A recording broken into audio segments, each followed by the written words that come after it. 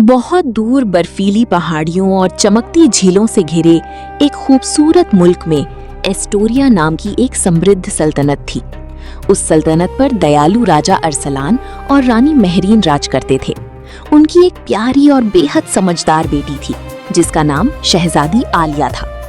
Astoria का सबसे मशहूर स्थान था चांदनी उपवन, एक ऐसा जादुई बाग जहां रंग बिरंगे फूल हर मौसम में खिलते थे और दूर दूर की रियासतों के मेहमान घूमने आया करते थे। शहजादी आलिया को वहां जाना बेहद पसंद था। वो सबके साथ हंसी मजाक करती, खेलती और कहानियां सुनाती थी। लेकिन उन सब में उसकी सबसे करीबी दोस्त थी शहजादी सायरा। सायरा समझदार, निडर और बेहद नेक दिल लड़की थी।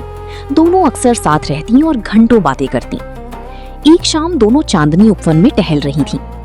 सायरा, क्या तुम्हें नहीं लगता कि शहजादी नूर और महरीन कई दिनों से दिखाई नहीं दी? आलिया ने थोड़ा परेशान होकर पूछा। सायरा ने धीमे से जवाब दिया, शायद वे किसी मुश्किल में हो या अपने राज्य में किसी जरूरी काम में फंस गई हो। धीरे धीरे सूरज पहाड़ों के पीछे छिपने लगा और आसमान सुनहरी रंग में रंग गया। दोनों सहेलियां महल की ओर लौटने लगीं, मगर रास्ते में अचानक उनकी नजर एक अजीब शख्स पर पड़ी। वो एक छोटा कद वाला आदमी था जिसने फटे पुराने काले कपड़े पहन रखे थे। उसकी आंखें चमक रही थीं और हाथ में एक टेढ़ी मेढ़ी चमकती छड़ी थी। इतनी जल्दी कहाँ जा रही हो? उसने डरावनी मुस्कान के साथ कहा। इससे पहले कि दोनों कुछ समझ पाती, उस आदमी ने अपनी छड़ी हवा में घुमाई। चमकीली धुंध चारों तरफ फैल गई और दोनों शहजादियां बेहोश होकर जमीन पर गिर पड़ी। जब उनकी आंख खुली तो उन्होंने खुद को एक डरावने किले में पाया। किला काले पत्थरों से बना था और उसके चारों तरफ घना कोहरा फैला हुआ था।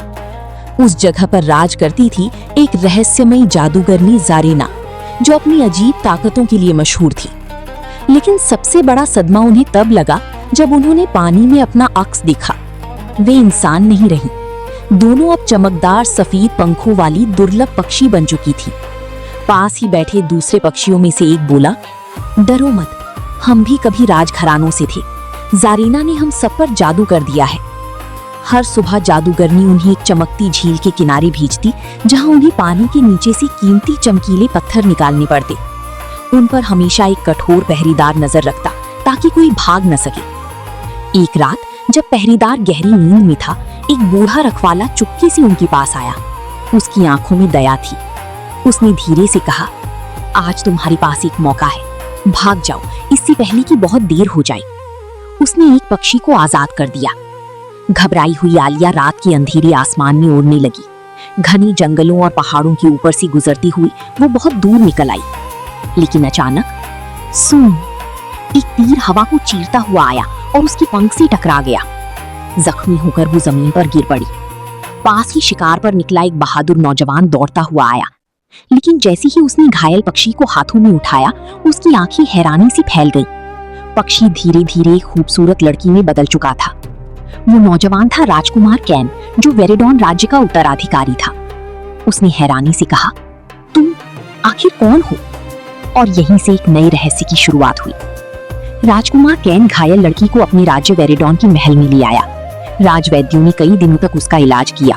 धीरे धीरे वो ठीक होने लगी। एक सुबह महल के बगीचे में सुनहरी धूप के बीच कैन ने उससे पूछा, तुम आखिर हो कौन और जंगल में उस हालत में कैसे मिली? लड़की ने गहरी सांस लेते हुए कहा, मेरा नाम शहजादी आलिया है। मैं एस्टोरिया राज्य की राजकुमारी हूँ। एक दुष्ट जादूगरनी ने मुझे और मेरी सहेलियों को जादू से पक्षी बना दिया था।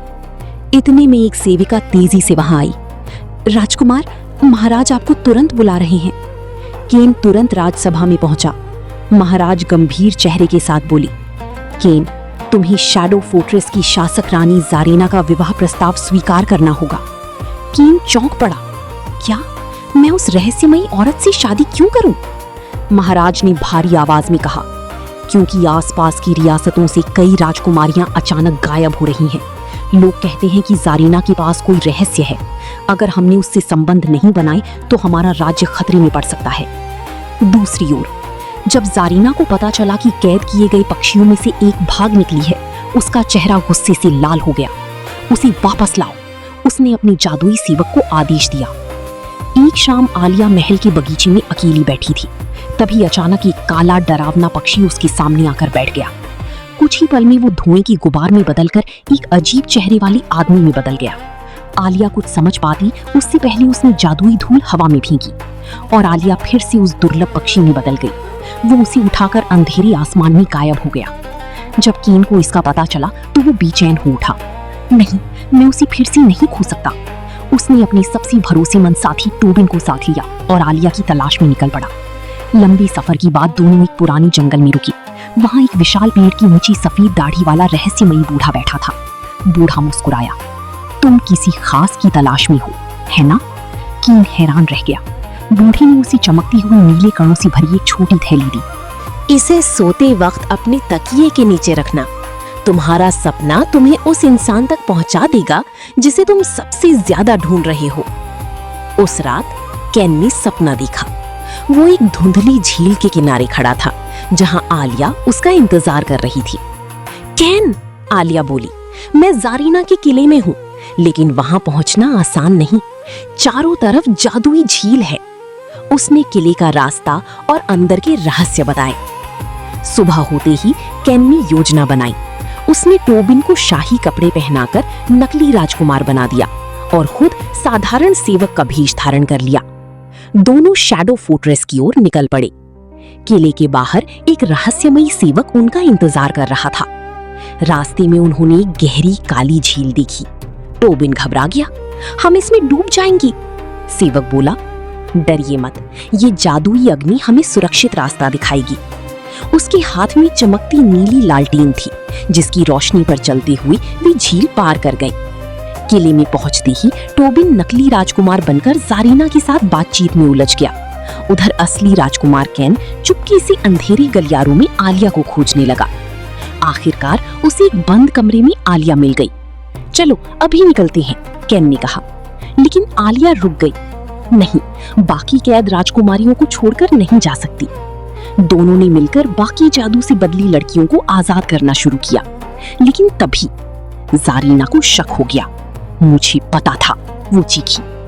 उसने जादू से सबको पकड़कर लोहे की कोठरी में बंद कर दिया। उधर टोबिन किसी तरह किले से निकलने में कामयाब हो गया।